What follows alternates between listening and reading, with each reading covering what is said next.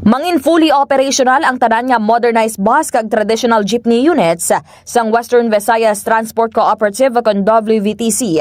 Kadungan sang pagbukas sang klase Hunyo 16. Suro pa kay Mr. Boyet Parcon, chairman sa nasambit nga Transport Cooperative, ginpayag sini nga ginpatsekyer na sa ila motor pool ang mga unit agud masiguro nga wala sang problema. Sa bahin sang Pagbak Terminal, may 30 ka modernized units, sa Haros CPU may 20 ka unit, sa Mohon may 40 ka unit, sa Diversion may 15 kag dugang padri ang mga traditional jeepney sa tagsa ka terminal. Ilaban niya i-assess ang sitwasyon sa nalain-lain nga area, agud gilayon niya mahibaluan kun diin nga terminal ang tuman ang pagpugok sang mga pasahero.